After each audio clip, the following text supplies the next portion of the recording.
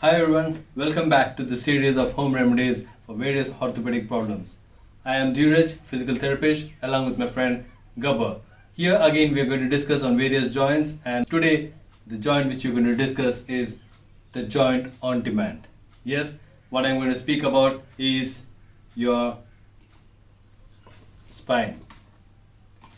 I know there are a lot of queries, lot of issues for everyone who is watching these videos regarding to your spine.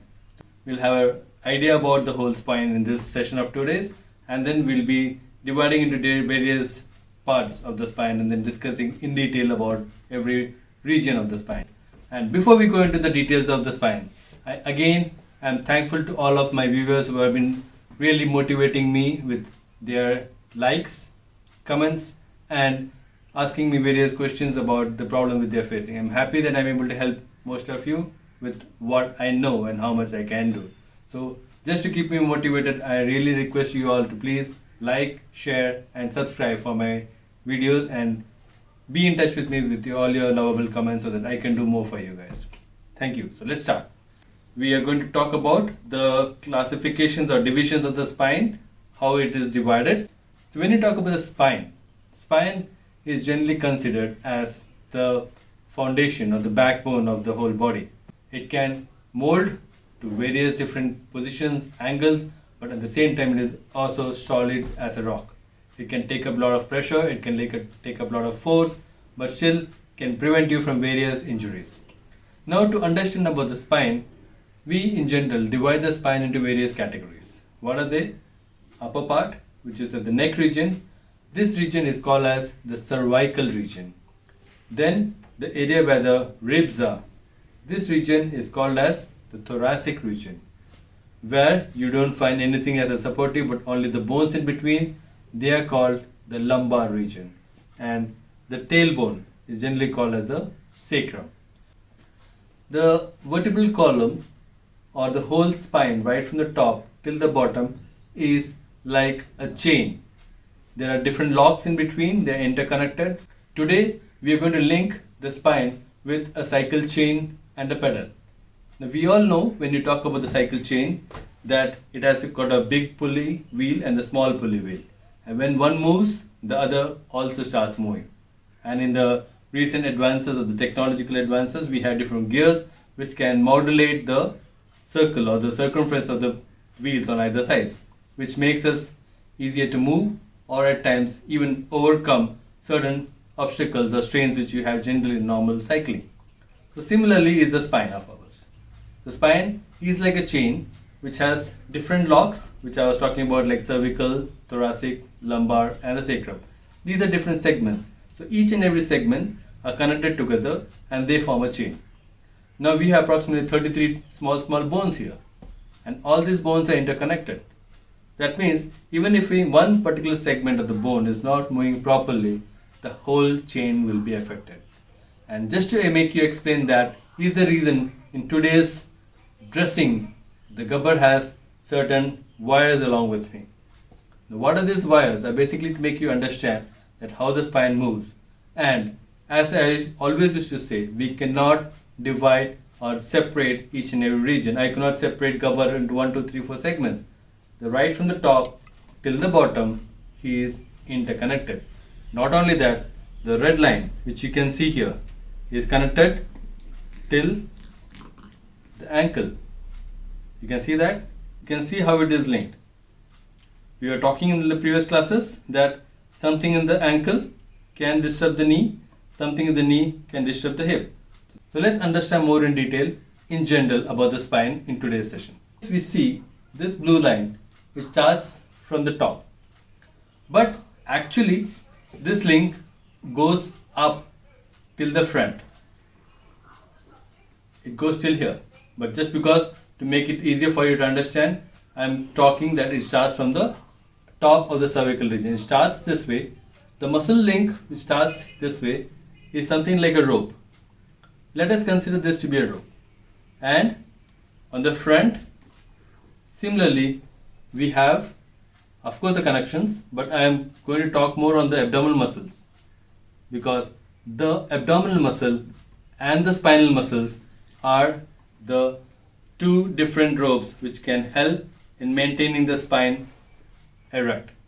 If any one of these are weak or tight, they can cause the spine to go front or back.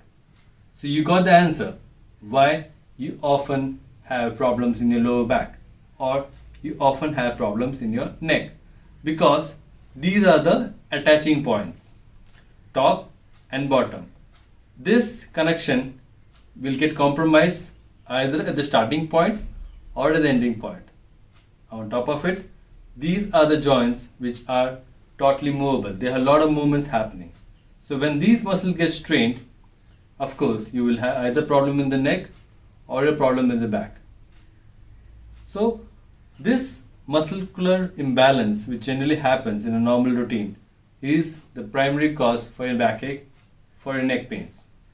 If in case you can understand how to maintain the balance between these two muscles, you will be out of these problems of your spine. So before we go in forward to know about each and every joint, let us also understand about the movements which are available in the spine. There are various different types of movements: forward bending, backward bending, side bendings, rotations, and angulate combination movements. All these combination movements are possible just because of the reason that the spine is in such a form. It has got a front portion which is rounded and a back portion which is like thorns. Now what is the reason? The thorns like structure, which you call the spine, is actually, or the spinous process to be more precise, is basically for the attachment of various muscles. This in front is the body of the spine, which is exactly a sort of a cushion which gives a cushioning for the whole body movement, because we have something called as the disc. You can see here there is transparent structures. These transparent structures are the disc, which are actually like shock absorbers which help in preventing the erosion or the wear and tear between the bones when you are moving. But since we are not moving too much and we are restricted our movements to the chair or to the the bed or to very limited areas, this disc start getting worn off. Once they start getting worn off, they start also starting causing its effects on the bones, especially which is basically the degenerative changes which is happening in the spine. So if in case you keep your disc healthy, your bones will be healthier. And if in case you want to keep your disc healthy, you need to keep on moving. So how much of movement, what grade of movement, what kind of movement is what which you're going to discuss. Of course, now this video series of mine is not basically for going into depth of all this understanding. We have something which is going to be a different series of explanations about the posture and how to maintain, which is going to be launched in the month of June. It's going to be a complete in detail knowledge about what is posture, how can we understand our posture, and how can we treat it ourselves by understanding the various contributions to posture. So that is going to be a series which you're going to launch in June. So stay tuned and stay wait for that particular series, which is going to give you the much more information on how can you treat your spine and how can you keep it healthy and prevent degenerative changes in your spine. Okay, so let's move forward. So now we saw that the spine is something which has got various movements and the muscles are around the spine which helps in moving it around. Now before we start going into the various activities which is going to happen, let us assume or let us understand a couple of more structures. Now do you see the yellow thing? The yellow sort of structures? These yellow structures are the nerves which are the supply or the wiring of your body, the electrical wiring of your body. Each and every part has got a separate electrical system. Now each and every part has a different electrical system and they have their fuses of their own. That means if in case a particular nerve which supplies a particular region is affected, that particular region will get affected. But of course the fuses can be singular or it could be a multifold. That means if in case a particular region where all the nerves are combining, if that area is affected, that means the whole leg will be affected or the whole arm will be affected. But if in case it is only a particular region which is affected, for example the nerve which supplies the knee, then you will feel some sort of a pain in the knee. If in case the nerve which supplies the ankle is affected, you will feel something which is happening in the knee. So this is how we clinicians understand your body, and that is what the expertise of your doctor is important. He should be able to understand the causative problem of yours by just looking at your symptoms or just understanding your symptom, because the symptoms give a lot of information about the problem which you are having. So when you're going to talk with the doctors, always be very specific about the symptom which you're having, so that he'll be able to better understand what problems you're having. Okay guys, so in this video I'm just going to talk about a couple of more structures, and then we'll take a break because I don't want to keep this video too long. So we just saw about the structures, we just saw about the different classifications of the areas, and we saw what are the different movements which is possible in the spine. Now before that we go further, I just want to talk to you one more thing. The spine, which you said is interconnected, has got some area which is movable in a larger extent when compared to certain areas which are movable in lesser areas. For example, the neck. Neck has lot of movement. You can move a lot, but they are not stable. They can get injured very easily because they are very small. We had discussed in the previous classes that if in case the stability is there, mobility will be restricted, and if mobility is there, stability will be restricted. So in this case, we have a lot of mobility in the neck, so stability is restricted.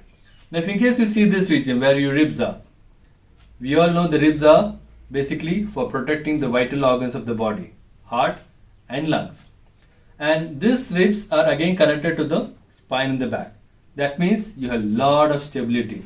You cannot just keep moving your this thoracic region. So mobility is compromised. You don't have much of movement here because there's a lot of stability. It's very tight. So you can also hear that there are less people who have really injured their thoracic spine.